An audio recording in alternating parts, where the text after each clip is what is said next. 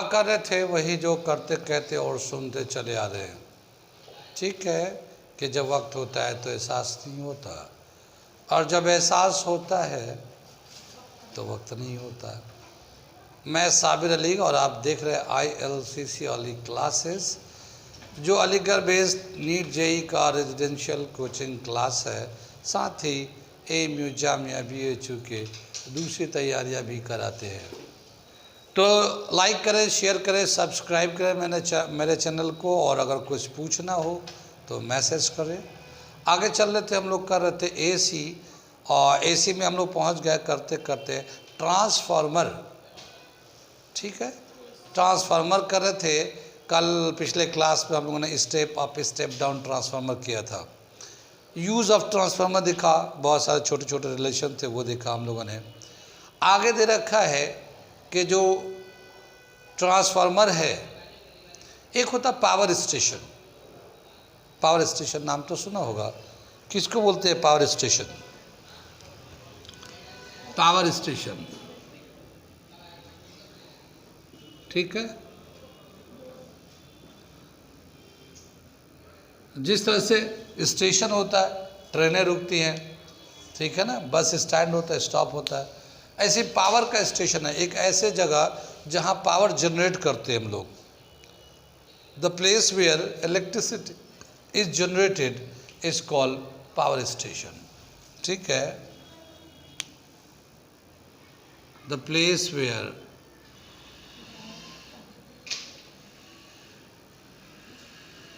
electricity is generated is called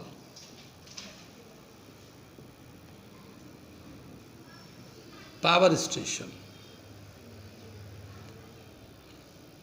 ठीक है ना, पावर स्टेशन। जो पावर स्टेशन होते हैं वहाँ पे किस तरीके से इलेक्ट्रिसिटी को जनरेट करते हैं, उसके हिसाब से उस पावर स्टेशन का नाम होता है। जैसे मान लो अगर एक जगह पे जहाँ पे पावर जो जनरेट कर रहे हैं वो हम लोग हीट करके, कोयले को जला के पानी को गर्म करके कर रहे हैं, तो ऐसे उसके हिसाब से कई सारे स्टेशन के नाम आते हैं। जैसे एक होता है थर्मल पावर स्टेशन, और प्लांट भी बोलते हैं स्टेशन को।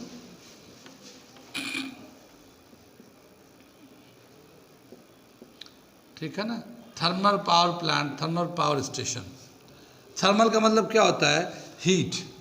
हम लोग क्या करते हैं, कोई फ्यूल को, जैसे स्पेशली कोल को जलाते हैं, कोल को जलाने के बाद पानी को गर्म करते हैं, स्टीम बनाते हैं, और स्टीम से एक प्रेशर जनरेट करते हैं, और एक जनरेटर होता है, याद है जनरेटर के टरबाइन को उसके अंदर मैग्नेटिक फील्ड के अंदर रोटेट कराते हैं।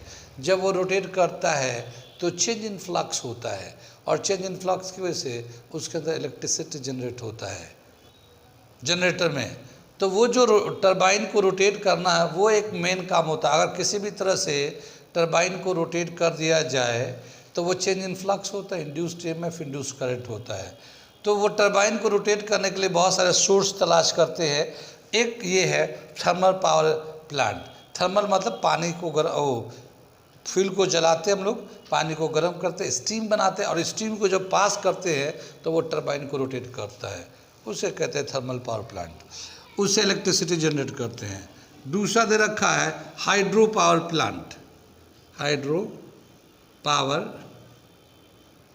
प्लांट, हाइड्रो पावर प्लांट किसको बोलते हैं? पानी से टरबाइन को रोटेट कराते हैं।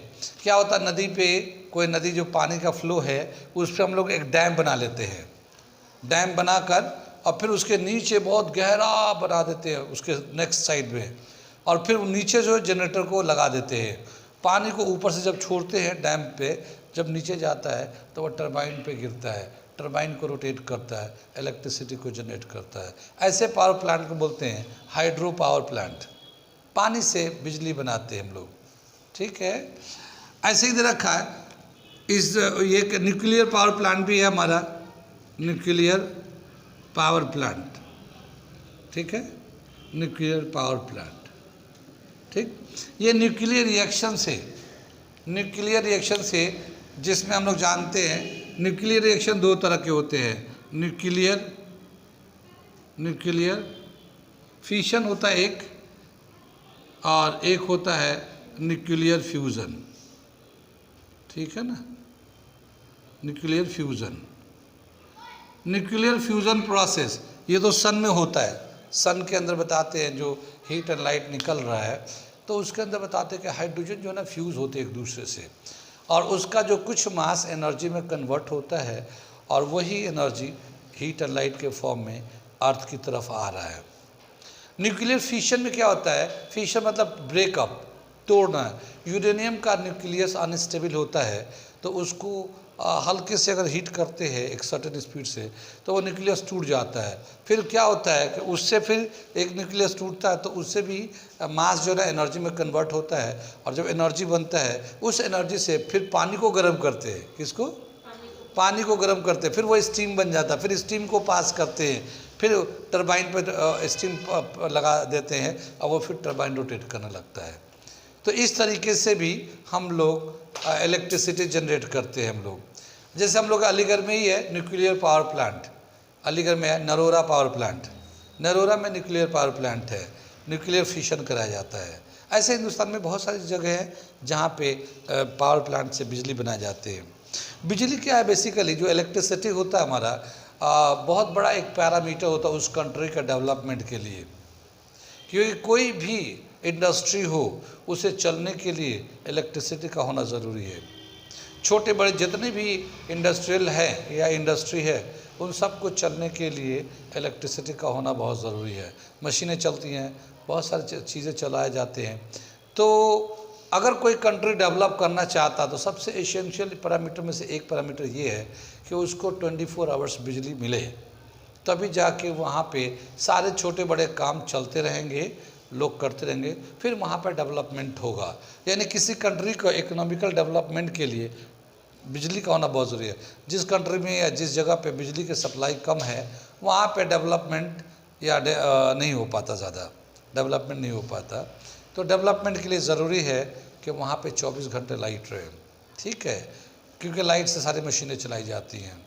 इंडिया में बहुत सारे सोर्स हैं लाइट के, इलेक्ट्रिसिटी जनरेट करने के लिए, लेकिन बहुत सारे ऐसे टेक्निकल प्रॉब्लम है या डिवाइस नहीं है जिसकी वजह से वो इलेक्ट्रिसिटी जनरेट नहीं कर पा रहे हैं।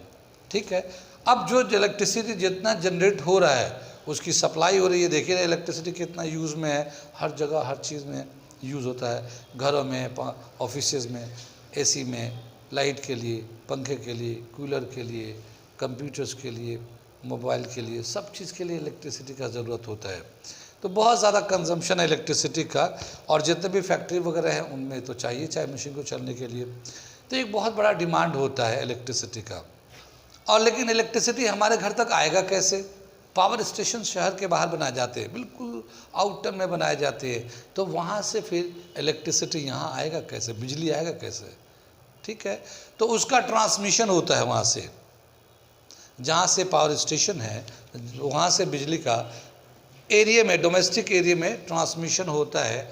और ट्रांसमिशन होते वक्त कैसे ट्रांसमिशन होता है, क्या देखा गया कि जब भी कभी अगर करंट को भेजा जाएगा तो ज़ाहिर वायर के थ्रू आएगा। वो वायर में रेजिस्टेंस होते हैं, वायर में रेजिस्टेंस होते हैं, और जब रेजिस्टेंस होंगे तो उससे हीट बनेगा।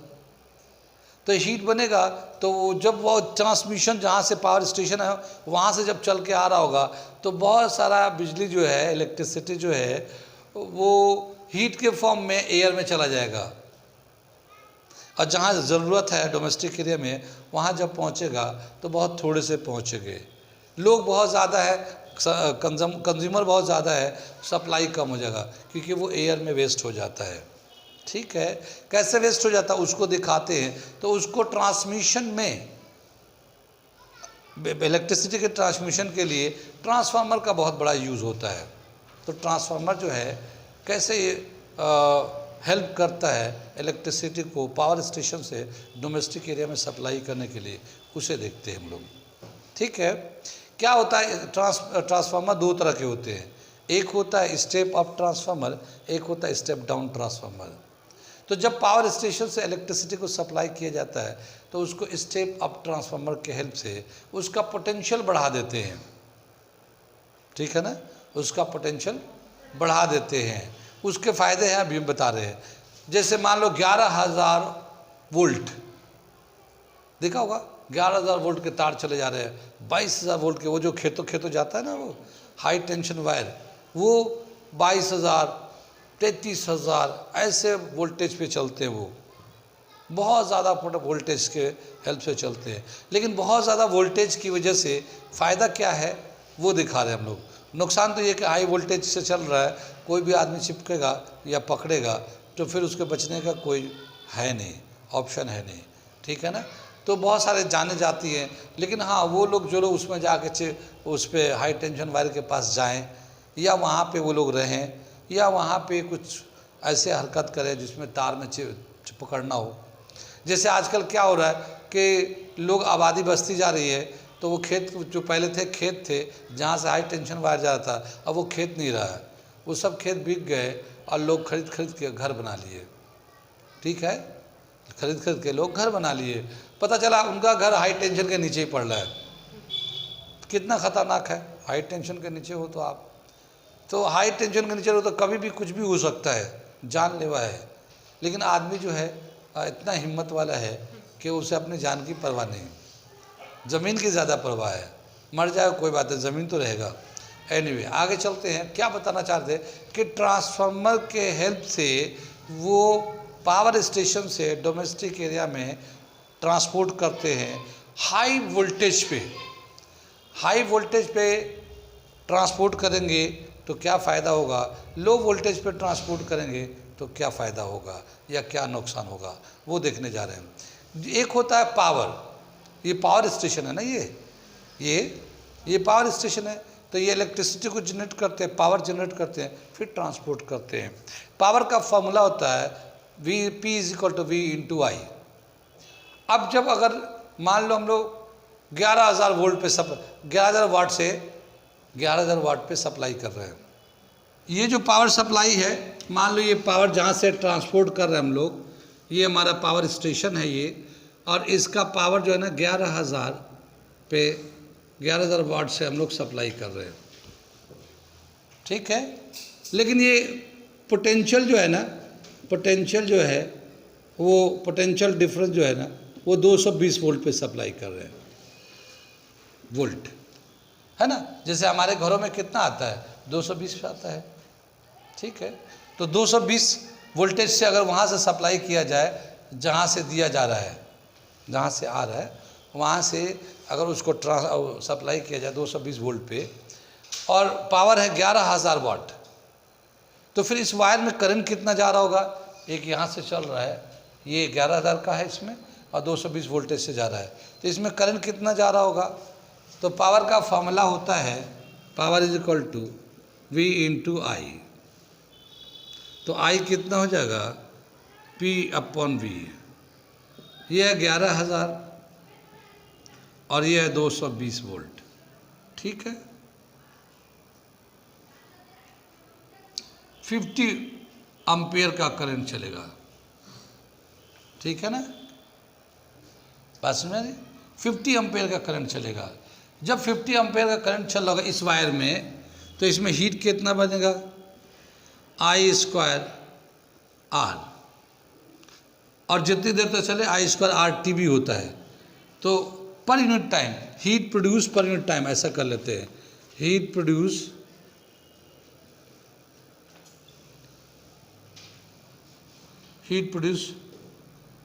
पर यूनिट टाइम, ठीक है। क्या हो जाएगा, I² R, ठीक। I कितना है, 50 एम्पियर का करंट चल रहा है, 50 का स्क्वायर कर लेंगे, और R जितना भी है उतना रहेगा। 50 का स्क्वायर करेंगे 2500 R, इतना जूल हीट पर सेकेंड कंज्यूम होगा, इतना जूल हीट पर सेकेंड कंज्यूम होगा। तो क्या देखा कि जब हम लोग 220 वोल्ट पे सप्लाई कर रहे हैं, तो यहाँ से जहाँ से बनता है, इलेक्ट्रिसिटी जनरेट होता है, और जो डोमेस्टिक एरिया बहुत दूर होता है, 1 सेकेंड में 2500 आर रेजिस्टेंस जितना भी हो वायर में, उस रेजिस्टेंस को 2500 से मल्टीप्लाई कर दो, 1 सेकेंड में इतना एनर्जी खर्च होगा।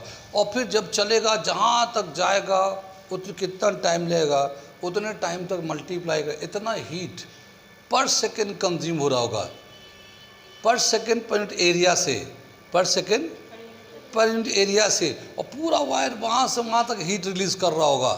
तो बहुत सारा जो एनर्जी जो है हीट के फॉर्म में एयर में चला जाता है, वेस्ट हो जाता है, क्योंकि उसका कोई यूज़ नहीं होता है।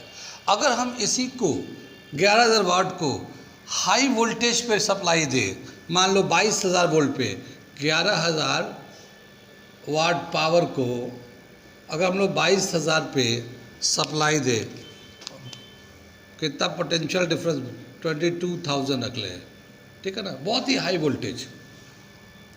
तो इसमें रेजिस्टेंस कितना हो जाएगा, रेजिस्टेंस निकालेंगे तो power is equal to, sorry current निकालेंगे पहले, power is equal to V into I, और आई निकालते हैं करंट कितना चलेगा, तो पावर अपन वोल्टेज, ये पावर है 11,000 का, अब वोल्टेज है 22,000 का, ठीक है ना, कैंसिल कर देंगे तो ये 1/2, ठीक है ना, इतना एम्पेयर का करंट चलेगा। अगर हम इसमें हीट देखें कितना हीट बना रहा होगा, तो heat produce per second is equal to I² R। तो I करंट है, करंट कितना जरा 1/2 का स्क्वायर इंटू R, ठीक है ना, इंटू R, 1/2 का 1/4 R, 1/4 0.25 R, ये बहुत ही कम हो गया। यानी इसमें अगर हाई वोल्टेज पे ट्रांसपोर्ट किया जाए, ट्रांसमिशन दिया जाए, तो बहुत ही कम हीट प्रोड्यूस होगा, इसके कंपेयर में बहुत ही कम हो जाएगा। लेकिन अब इसको 22,000 कैसे बनाए, इसको 22,000 वोल्ट से कैसे बनाए, इतना तो समझ में आ रहा है कि हाई वोल्टेज पे अगर ट्रांसमिट करते हैं तो हीट कम बनता है, हीट वेस्ट कम होता है, एनर्जी वेस्ट कम होगा। एनर्जी वेस्ट कम होगा तो जहाँ से प्रोडक्शन हो रहा है और जहाँ पे कंजम्पशन हो रहा है, वहाँ से वहाँ तक जब ट्रांसमिट करेंगे तो बहुत थोड़ा ही वेस्ट होगा। मैक्सिमम जो है ना कंज्यूमर के पास पहुँचेगा, मैक्सिमम कंज्यूमर के पास पहुँचेगा, और ये तरीका अच्छा है ट्रांसमिशन के लिए। मगर ये ट्रांसमिशन के लिए वोल्टेज 22,000 करना पड़ेगा, तो 22,000 कैसे होगा, स्टेप अप ट्रांसफार्मर से, स्टेप अप ट्रांसफार्मर। तो वो क्या होता है, लो वोल्टेज को हाई वोल्टेज कर देता है। पिछले क्लास में बताया था, स्टेप अप ट्रांसफार्मर जो होता है लो वोल्टेज को हाई वोल्टेज कर देता है, मगर हाई करंट को लो करंट कर देता है। Step up potential, step up में पोटेंशियल तो बढ़ जाता है, करंट घट जाता है, ठीक है ना। स्टेप डाउन में पोटेंशियल घट जाता है, करंट बढ़ जाता है। तो क्या हुआ कि हम लोग इस तरह से ट्रांसफार्मर यूज़ करके यहीं से पोटेंशियल को बढ़ा देते हैं, और हाई पोटेंशियल पे लेके चलते हैं उसको। हाई पोटेंशियल पे लेके जाएंगे तो हाई पोटेंशियल होगा तो रास्ते में जो भी उसे टच करेगा उसका तो टच टन हो जाएगा, वो उसका तो जो होना होगा हो जाएगा। ये खतरनाक है, लेकिन वेस्टेज बहुत कम होगा, और वेस्टेज कम होगा तो जहाँ पे कंजम्पशन है वहाँ पे बहुत sufficient amount of electricity available होगा।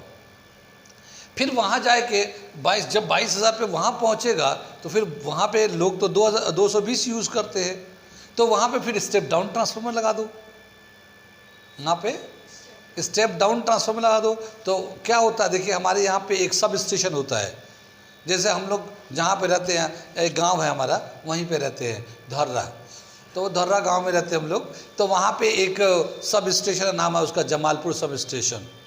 तो जहाँ से भी आता है बिजली वहाँ स्टेप डाउन ट्रांसफार्मर लगा हुआ है। वो बहुत ही, जो 22,000 से आ रहा ना उसको कम करके 11,000 पे कर लेता है।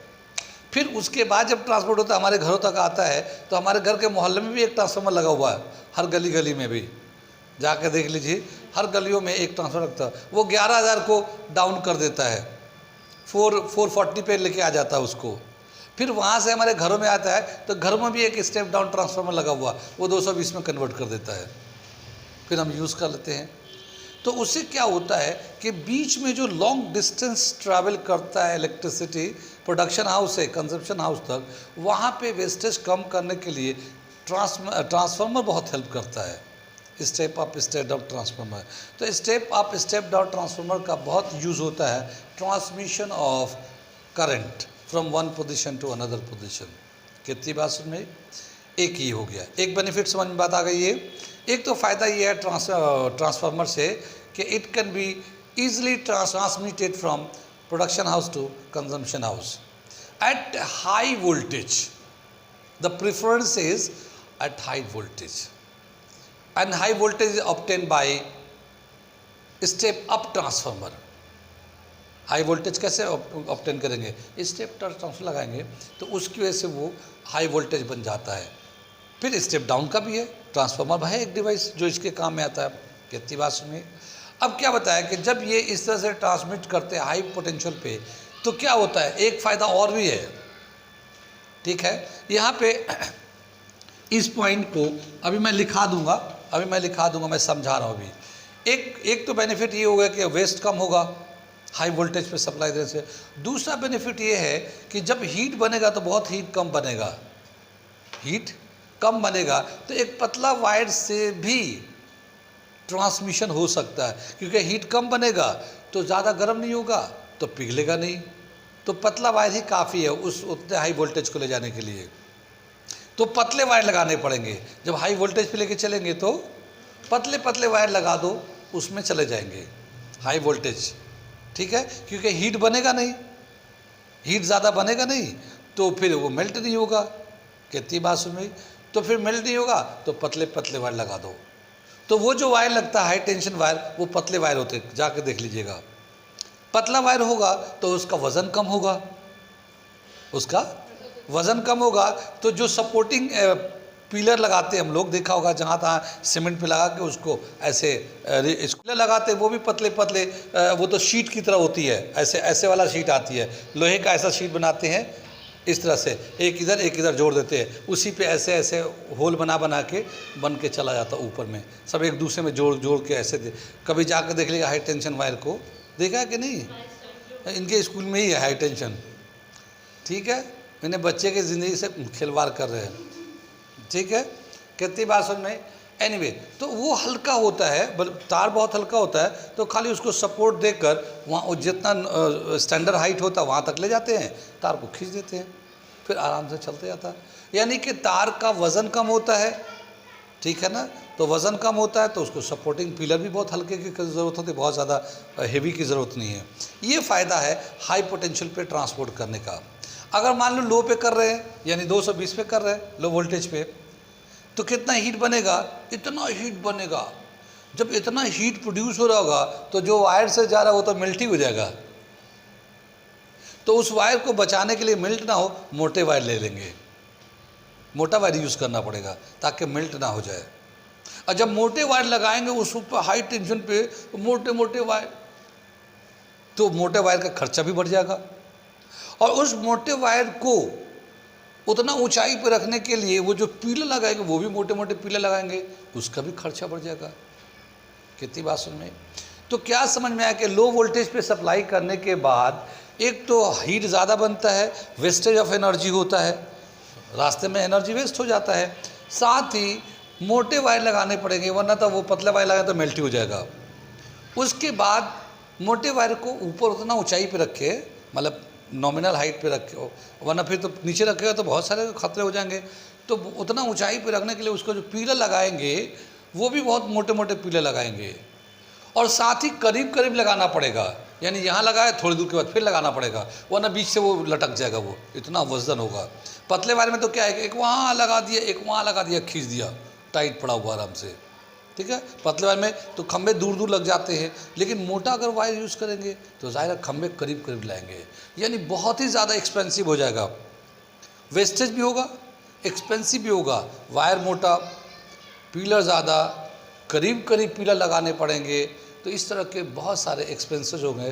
तो इसलिए वो सब डिसएडवांटेज है लो वोल्टेज पे सप्लाई देने का। अगर हाई वोल्टेज पे देंगे हम लोग तो हाई वोल्टेज पे वेस्टेज कम, हीटिंग कम, पतला वायर, पिलर का खर्चा कम, दूर दूर पिलर लगाओ, कोई बात नहीं, झुकेगा नहीं क्योंकि इतना हल्का है कि खींच के टाइट करके कर देंगे तो ऐसे ही एकदम स्ट्रेट रहेगा, ठीक है ना। तो दूर दूर देखेगा, गाँव खेतों में क्या होता है, हाई टेंशन के जो खंभे हैं जो ज़मीनों में लगे होते हैं काफ़ी दूर दूर होते हैं, काफ़ी दूर दूर, और पतले वायर चले जा रहे हो।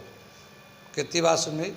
तो क्या बताया कि जहाँ से इलेक्ट्रिसिटी जनरेट होता है उस जगह से जहाँ पे कंज्यूम सिटी एरिया है, डोमेस्टिक एरिया है, वहाँ तक ले जाने में इलेक्ट्रिसिटी को बहुत बड़ा रोल प्ले करता है ट्रांसफार्मर। अगर ट्रांसफार्मर नहीं होता तो फिर स्टेप अप स्टेप डाउन करना बहुत मुश्किल हो जाता। स्टेप अप स्टेप डाउन का 220 जहाँ से बन रहा है वहाँ से सप्लाई तक, जहाँ यू कंज्यूमर है वहीं तक जाएगा, जहाँ से बन रहा है वहीं से 220 सप्लाई देना पड़ता, और फिर जहाँ पे लोग यूज़ कर रहे हैं वहाँ तक 220 पहुँच जाता, क्योंकि हम लोग घरों में तो 220 ही यूज़ करते हैं ना। तो उसी हिसाब से उतना हीट बनता, फिर लोड होता, फिर खंबे खर्च होते, बहुत खर्चा होता। लेकिन अब चूँकि ट्रांसफार्मर है तो वो लो को हाई कर देता है। हाई पोटेंशियल करने के बाद क्या हो जाता है बेनिफिट उसका कि करंट कम चलता है, करंट कम होता है तो हीट कम बनता है, हीट कम होता है तो वायर पतले की ज़रूरत पड़ती है, मोटे वायर की ज़रूरत नहीं है। वायर पतला होता है तो खंबे पर पतले पतले लगा लो, और फिर दूर दूर भी लगा लो, तो इस तरह से काफ़ी सारे सपोर्टिव हो जाते हैं।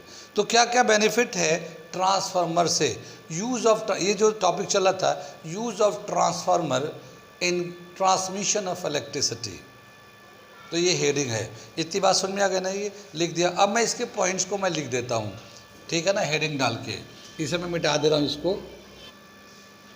Use of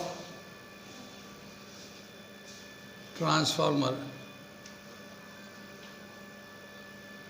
use of transformer in transmission of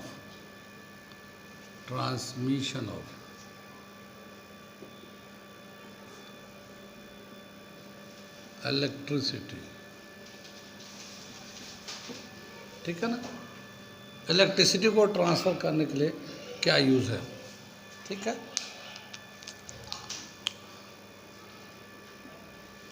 क्या बता, by using the step of transformer,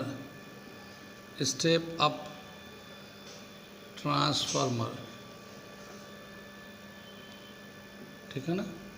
potential is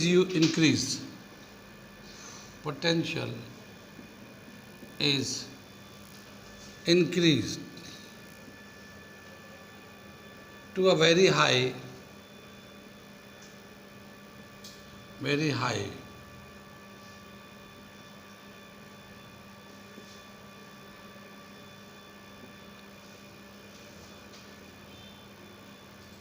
very high level up to 132 volt, वह 1,32,000 वोल्टेज तक स्टेप अप कर देते हैं, ठीक है ना। Due to increase in voltage,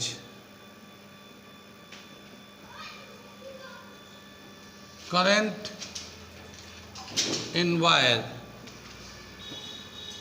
is reduced significantly,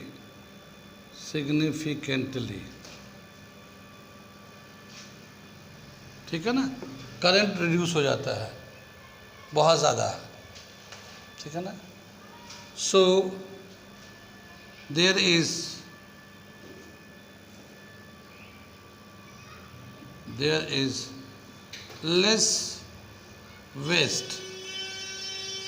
less waste of electricity during transmission from power station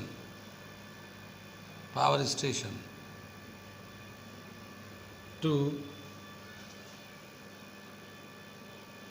domestic area. ठीक है ना। पावर स्टेशन से डोमेस्टिक एरिया में जाने में बहुत ही कम हो जाता है। ठीक है, एक कंपैरेटिव स्टडी कर लेते हैं इसको।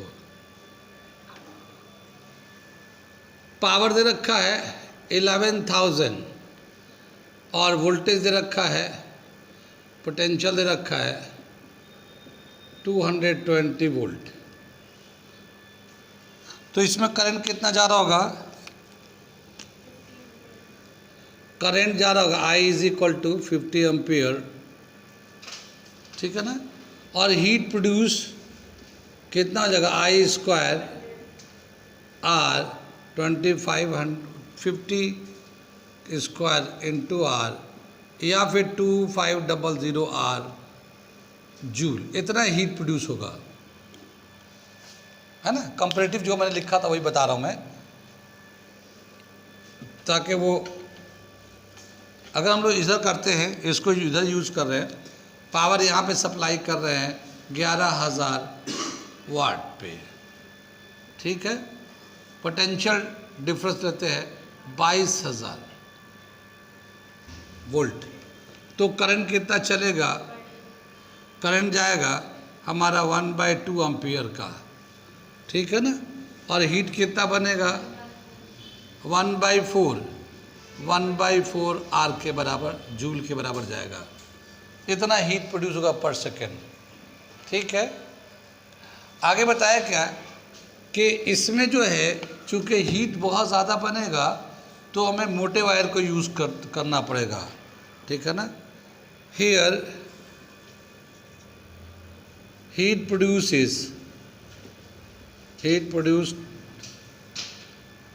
is very large, so thick wire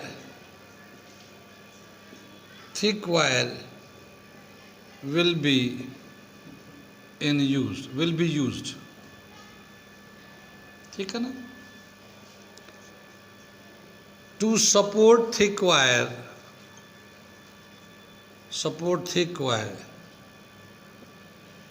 thick pole is used। Also the distance of pole will be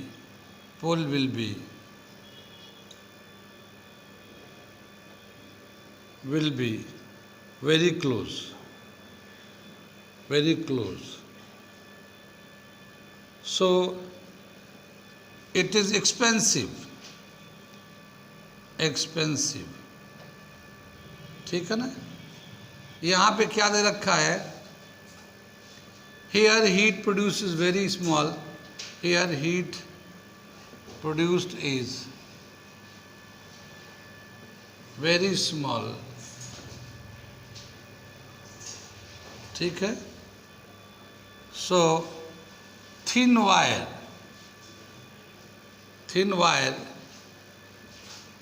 is used,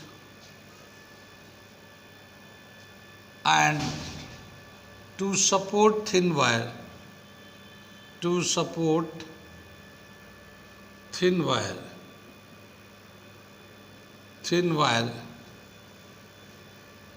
thin pole is used, thin pole as well as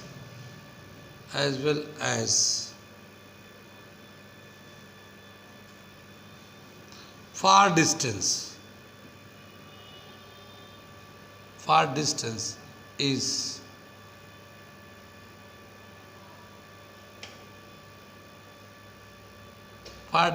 is there between two poles।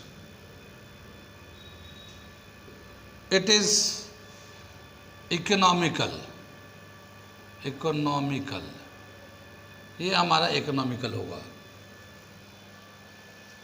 ये हमारा economical होगा। सो transmission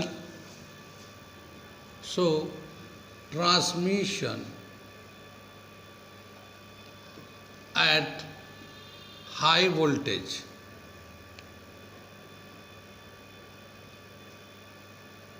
ठीक है ना, high voltage with the help of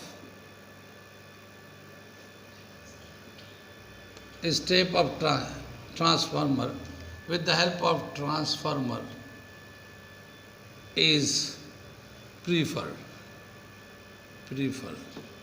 ये दे रखा है, यानी ट्रांसफार्मर के हेल्प से हम लोग हाई वोल्टेज पे प्रीफर करते हैं।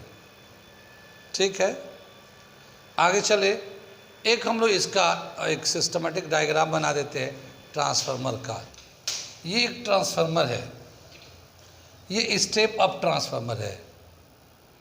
स्टेप अप में क्या होता है, जो नंबर ऑफ, ये प्राइमरी कॉइल कहलाता है, ये सेकेंडरी कॉइल कहलाता है। जैसे हम लोग म्यूचुअल इंडक्टेंस में हमने बताया था, एक प्राइमरी कॉइल होता है, एक सेकेंडरी कॉइल होता है। स्टेप अप में क्या होता है कि सेकेंडरी कॉइल में नंबर ऑफ टर्न्स ज़्यादा होते हैं। तो यहाँ देखो 1 2 3 4 5 दिखा है, यहाँ पे इतना दिखा है, तो ये स्टेप अप ट्रांसफार्म हो गया, ये वोल्टेज को बढ़ा देता है। ठीक है ना। अब जैसे मान लो ये 6600 वोल्टेज है, यहाँ पे इसको फीड किया तो ये 1,32,000 वोल्टेज कर दिया बढ़ाकर। अपना कितना बढ़ाना है उसके हिसाब से नंबर ऑफ टर्न्स लगाए जाते हैं उसमें। ठीक है ना, कितना बढ़ाना है आपको उसके हिसाब से नंबर ऑफ टर्न्स लगते हैं। स्टेप अप खाली दिखाना है कि इधर कम लाइन है, इधर ज़्यादा लाइन है, स्टेप अप, तो ये बढ़ के इतना हो गया। अब ये जो चल रहा है ये स्टेप अप ट्रांसफार्मर, अब ये चलेगा, ये वायर जो दिखा रहा है ये चला जा रहा है, ये चला आ रहा, पावर स्टेशन चलते आ रहा। फिर हमारा आ जाता है एरिया सब स्टेशन। जैसे हर जगह मेडिकल रोड पे भी है, यहाँ पे सब स्टेशन है, उधर जमालपुर में भी, हर जगह सब स्टेशन बने हुए हैं। तो जब वहाँ से जब आता है तो यहाँ जब एरिया में आएगा तो उस जगह जब आएगा तो ये स्टेप डाउन ट्रांसफार्मर लगे हुए हैं। देखिए यहाँ ज़्यादा नंबर ऑफ टर्न्स है, यहाँ कम है, सेकेंडरी में कम है इसमें। तो ये क्या करता है, इतना वोल्टेज को कम करके 11,000 पे लेके आ जाता है। ठीक है, फिर उसके बाद वहाँ से जब सप्लाई सब स्टेशन से आता है तो हमारे घरों में आता है, मोहल्ले में आता है। तो मोहल्ले का भी एक हमारा कंज्यूमर सब स्टेशन होता है, जहाँ से हमारे मोहल्ले में आता है उधर। ठीक है, तो वो भी एक स्टेप डाउन ट्रांसफार्मर लगा होता है। तो वो क्या करता है कि 11,000 को 220 वोल्ट में कन्वर्ट कर देता है और फिर यहाँ पे कंज्यूमर यूज़ कर रहा होता है। तो ये जो है ना ट्रांसफार्मर जो है यूज़ में आता है और यूज़ करके ये वोल्टेज को बढ़ाते हैं, वोल्टेज को घटाते हैं, और इस तरह से हम लोग प्रैक्टिकली इसको परफॉर्म कराते हैं। ठीक है ना, अदरवाइज़ मुश्किल है हीट को इस तरह से आना और जाना, कितना स्मूथली आ रहा है और यूज़ में आ रहा है, ये सिर्फ ट्रांसफार्मर के हेल्प की वजह से आ रहा बढ़ रहा है, वरना फिर मुश्किल होता हमारे लिए। ठीक है, तो यहाँ तक नोट कर लिए, ये आपका टॉपिक हो गया यूज़ ऑफ ट्रांसफार्मर। ठीक है ना, इन ट्रांसमिशन ऑफ इलेक्ट्रिसिटी को ट्रांसमिशन करने के लिए ट्रांसफार्मर का कैसे यूज़ होता है, ये एक अलग टॉपिक था। ठीक है, नोट कर इसको।